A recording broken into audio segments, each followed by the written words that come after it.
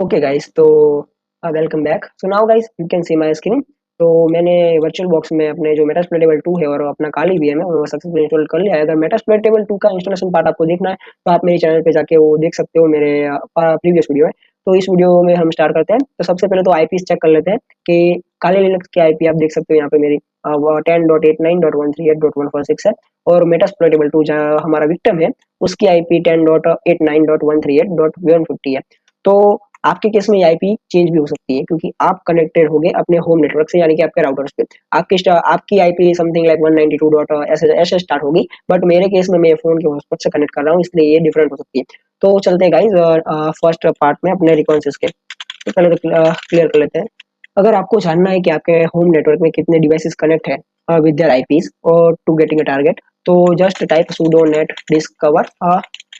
It is a tool that okay, ये simply आपको दे देगा। We have to specify ATH0 Y something. ये मेरे केस में प्राइवेट आईपी दिखा रहा है, इसलिए आप ये करंटली स्कैनिंग दिख रहे हो, इसमें थोड़ा डिफरेंट होगा। But let's check net discover help. Help में device, your network device, network device meaning device ATH0 ही है। दो दो मिनट तो गाइस। ओके, हाँ। तो ये कमांड आप लगाएंगे sudo net discover। अगर कोई भी है डिफरेंट, ये नहीं, अगर आप इन केस इंडस्ट्री में जाते हो तो यहाँ पे सब नेटिंग होती है, तो डिफरेंट डिफरेंट वो ना सब नेट के आईपीस की रेंजेस हो जाती है। तो मेरे केस में ATN dot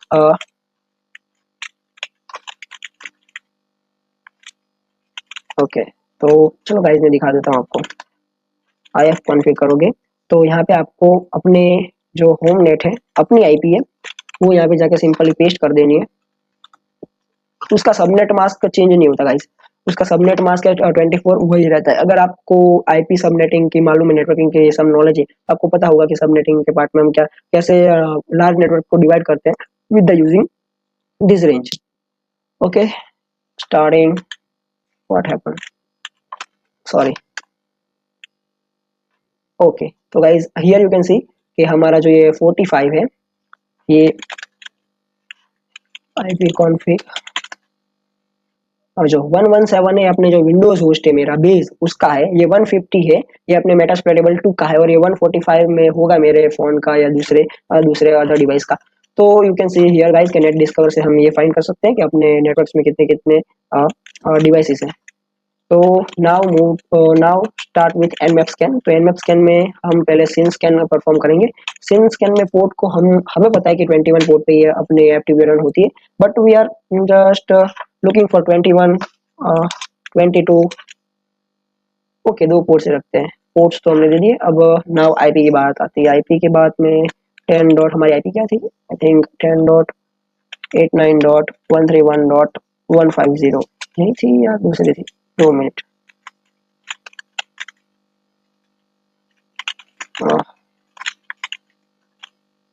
okay guys, 138, sorry sorry for the mistake.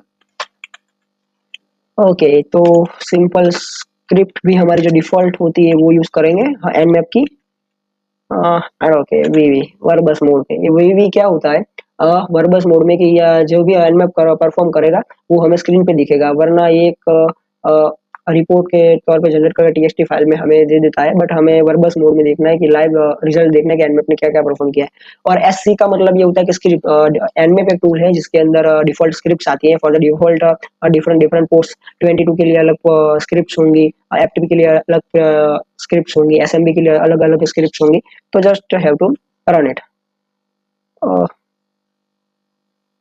Okay guys, तो ये 21 पोर्ट सक्सेसफुली इसने कर ली है डिटेक्ट।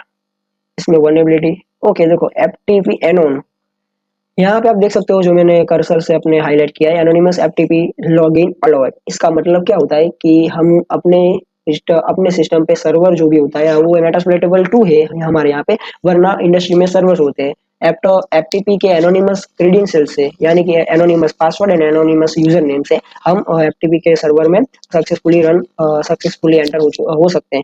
तो मैं आपको दिखा देता हूँ कैसे हो सकते हैं। Okay, Okay, so FTP just have to type FTP and anonymous act and the IP of our victim. What is the IP? Yeah, 146.50.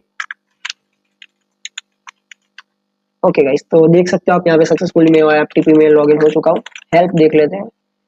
MKDIR, okay, MKDIR homes directory. तो बेसिकली गाइस यहाँ पे आप अपने एफटीपी सर्वर से connect हो सकते हैं अगर एफटीपी वनेबिलिटी है, आपका वर्जन पुराना है एफटीपी का तो।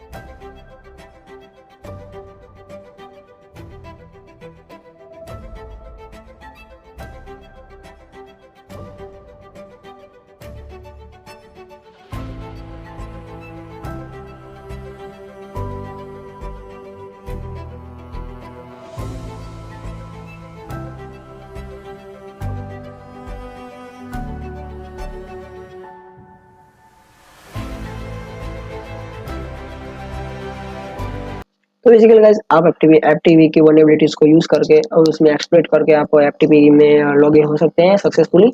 और इसके जो पुराने वर्जन होते हैं उनके जो मेलिशियस प्रोग्राम्स बाहर है अपने रेलवे में एक्सप्लॉइट डीबी पे है, उनसे भी आप एक्सप्लॉइटेशन परफॉर्म करके देख सकते हैं। ओके गाइस, तो मिलते हैं नेक्स्ट वीडियो में with the new code and new exploitation steps. Okay, thank you for watching this video.